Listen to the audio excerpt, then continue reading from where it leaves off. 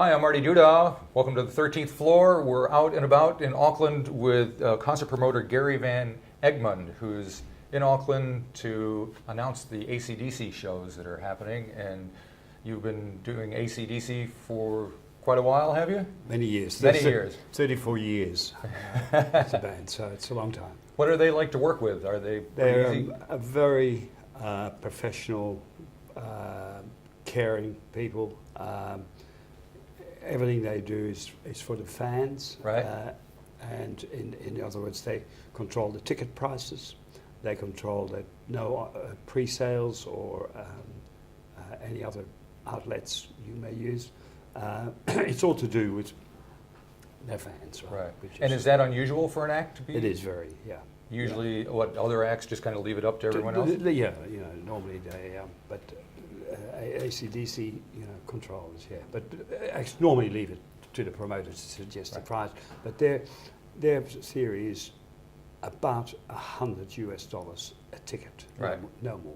Right. And as a promoter, is that better for you or more difficult? Well, it just we structured a deal on a different basis, right? But with AC/DC, because of my long association, we just, we work it together and decide what to do. Yeah. And people would think possibly now that being the promoter of an AC/DC concert is pretty much a no-brainer.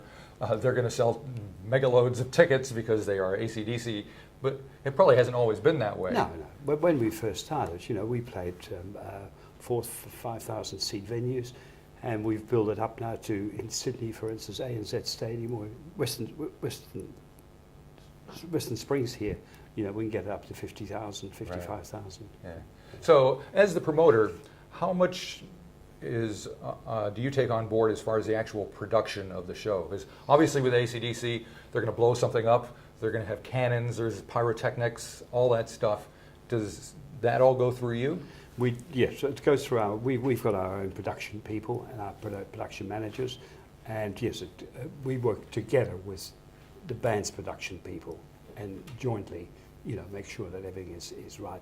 With AC/DC, it's very unusual. They carry everything. They come totally self-contained, even to the sense of their own generators to produce the electricity. They don't take any chances, like in case of failures or whatever it may be, or surges. So they come totally, absolutely prepared. It sounds pretty well-oiled machine, yeah, huh? Yeah. And so in the creative process, your people and their people get together and work it out together, or do they pretty much say, this is what we want to do? We get a rider, but then it has to fit into certain venues the way from a capacity point of view. And for instance, now we're all meeting in London on the 4th of July when they play Wembley Stadium. So my people are going to be there beforehand, to doing the bump in and doing the bump out, right? Because right now they're touring Europe and they're going to the States and then coming here. Yeah. So are there different specifications you need to have for different areas? No, it's a set stage, right? Yeah. Yeah. And what can you tell us about the stage set? Well, it's, as normal, it's huge again. Right. It's got a walkway in the front of it, right? And yeah, it's just a big production and big sound, amazing production on it. Yeah. Sure. And of course, part of the big news with AC/DC here in New Zealand is the business with Phil Rudd not being with them. Does that have any, I suppose you have to answer questions from people like me about it, but other than that, does it have anything to do with you? No, it has nothing to do with me, no. That's just within the band, right? Right. So, was there a lot of, when that stuff was kind of happening, were you sitting there going, what's going to happen? Who did it affect the idea of whether there was going to be a tour or not? No. Because Chris Slade, who, when Phil was out of the band for about 8 years, Chris Slade came into the band, right. And he's now taken over again. So, he's in good hands. Yeah. Alrighty. And so just overall, there's some questions that I go to a lot of shows in a lot of different venues. Do you do many shows at the Vector Arena here? Have you? Yes. Yeah. Yeah. So I'll use that as an example. A lot of people are convinced that the sound at the Vector Arena is terrible. I've gone to shows where the sound has been fantastic, and other times that are, and as a promoter, is that something that is under your control? Because that seems to be, usually most shows these days are pretty, straightforward, and they kind of run on time, and the performances are pretty good, and that seems to be the only kind of variable is whether or not they get it right sonically. You see, they bring their own sound people out, right? So that really that's not under our control. I mean,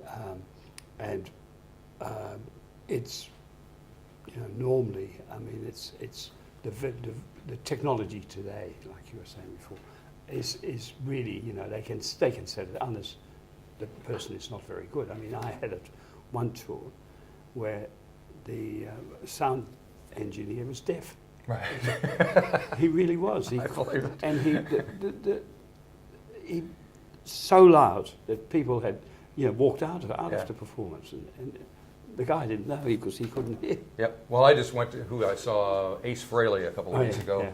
and it was in a relatively small venue, the studio, and it was too loud to bear, and apparently it was all coming from Ace, and his, they wanted everything up to 11, and so that's, there's a limit to what you can put up with, I'm afraid. Yeah.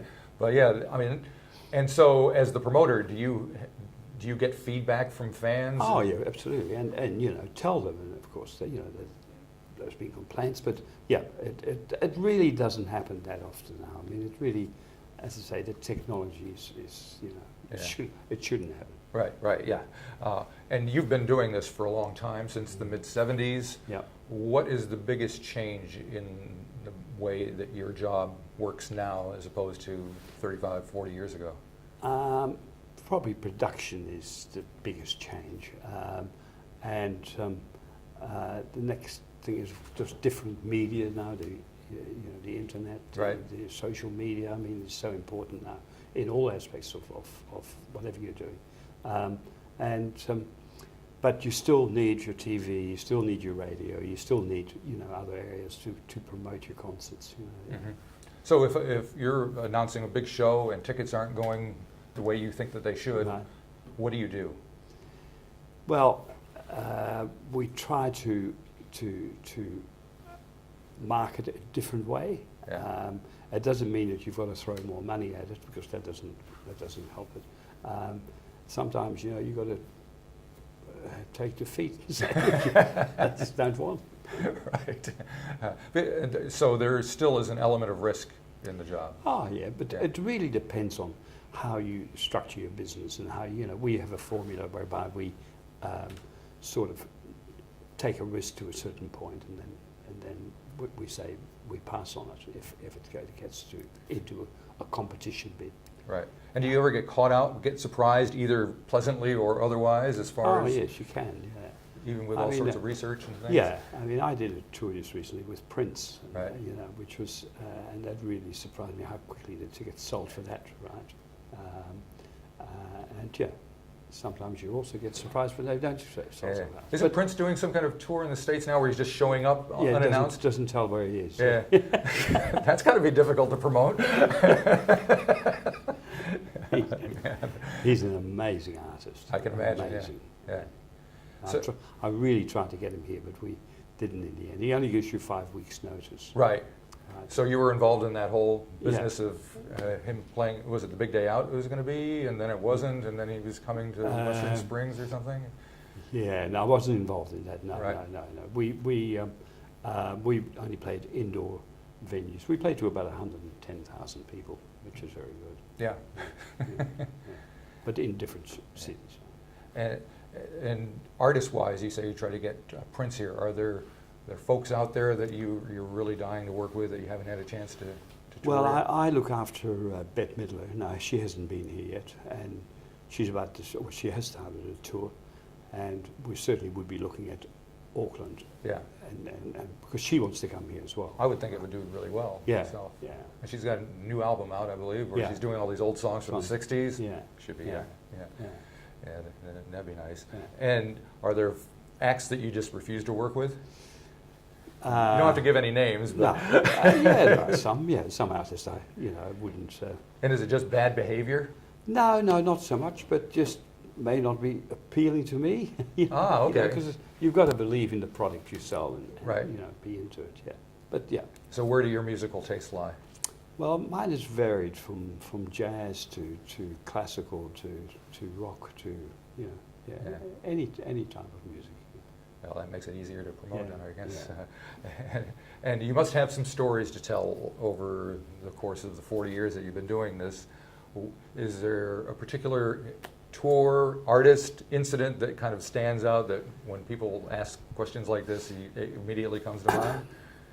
One of the first tours I did was Joe Cocker, and that was a disaster from where to go with him. Oh, no. He was still in his very wild days, Right. and we started in Auckland, and it deteriorated from there. In the end, he was deported from Australia. That's got to be tough to get deported from Australia. I mean, it was a disaster. Yeah. And but yeah, especially in the last 20 odd years, it's changed so much. That it really, a business, and they know, that if they all get drunk at parties and spend all their money, like there's none left at the end. Right. And all of a sudden they started to realise that, and now it's a full-on business. And it was not the case, say, in the 70s or early? No? No. Do you think there was something that's made the musicians change their attitude towards their lifetime on the road? Yeah, I think what happened was they started to realise that how important the road was to them, for money-wise, Mm-hmm. especially now. I mean, with record sales, the touring is the number one situation at the moment. Right. Before it started off with tickets, then it went to merchandising, and then Yep. The T-shirts are where the money is, isn't it? Yeah. It's crazy. And do you think that's a good thing? I mean, I guess Yes. from your point Yeah, of view, it from must my be. point of view, yeah, Yeah. absolutely. Yeah.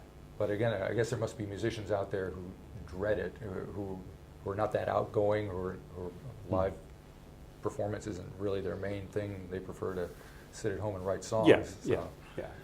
it's one of those. Yeah, I mean that's that happens, but yeah. And I guess, are there, like for instance, I know Leonard Cohen had to come out on the road because of financial reasons, and are there acts now that are touring that probably wouldn't have been touring, say, 10 years ago because of the way that the business has changed? No, I don't think so. I think if you're a performer, all they really want to do is to perform. Right. And Brian Johnson from AC/DC said to me the last time that,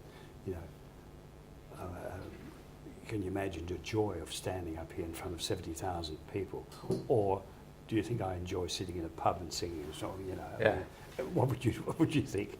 Well, I guess that's an amazing thing, because you see guys like AC/DC or the Eagles or the Stones. They've been doing it forever. Yeah. They're getting into their 70s now. They've got plenty of money, and you got to ask, why do you keep doing it? And that's got to be the answer, right? I mean, they obviously love what they're doing. Yeah. And I think a lot of people are fairly cynical and figure, they're just doing it, Yeah. because of the money or whatever. But it doesn't seem to be the case. No. I think probably the tour that you're best known for here would probably be the Dire Straits tour. Yes. Yeah. Yeah. So when that happened and you brought that to New Zealand, is there anything that stands out about that? It was actually Dire Straits broke in New Zealand. Uh-huh. The Sultans of Swing was first played commercially here. No, I didn't know that. But we finished up at the at Western Springs, which is one of the great rock and roll venues in the country, in the world. Yeah. We finished up, I think it was about 100,000 people, right? It was just absolutely incredible. and a great concert. Yeah, I can imagine. Yeah. And is there anything different about the buying public, say, in New Zealand than in Australia? I think I remember hearing that the word was out that kind of a lot of Kiwi concert goers waited till the last minute to buy their tickets, that kind of thing. Is that a thing, or is Well, that just kind that has stopped now, right? Yeah. But that was the case, yes. And now, the difference now, it really isn't. Tickets are more expensive here. With ACDC, they've put a limit on the tickets, on the ticket price, and I have to tell them what I recommend. And it's normally within $100 Right. that they try to average the ticket price. So on this tour, for instance, the top price is $169.90 New Zealand. The last tour 5 years ago in 2010 was $159.90. So they've only put it up by $10 because, you know, And tickets in general, though, are more expensive in New Zealand? yes. And is that a logistical reason? Is it because of the location? Cost-wise. Yeah. And how much more would you say they are than in other parts of I'd say 20% more. Does it affect the sales? Yeah, the numbers and so forth. Although, I mean, certain shows here are doing incredible business, like Fleetwood Mac, for instance. Yeah. Incredible. It seems that if somebody really wants to see a band or an artist, they're going to do whatever they can. Yeah. It seems to be culturally a lot more important for people to see their favorite artists now than maybe it was 40 years ago as well. Yeah.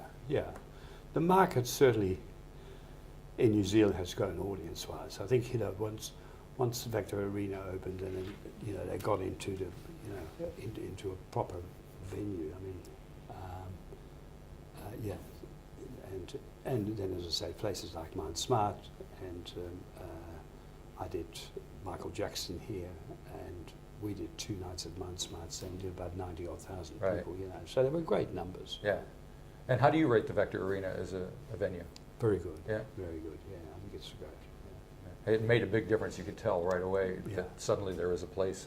What else do you think New Zealand needs as far as facilities or anything to? Probably Wellington needs a bigger size venue. The venue is great, but Yeah. it needs a bigger size venue. Yeah. All righty. Well, I appreciate you kind of Pleasure. letting me pick your brain about Uh-huh. these things, because going to a lot of shows, you always have these questions about how things Yeah, work and, yeah. and who's, there's a lot of finger pointing when a show doesn't go well and whatever. So, yeah. Well, good luck with the ACDC Yeah, thing. thank I'm you. looking forward to it. I haven't good. seen him since '78, so 78. I'm going to be there. Yeah, that's good.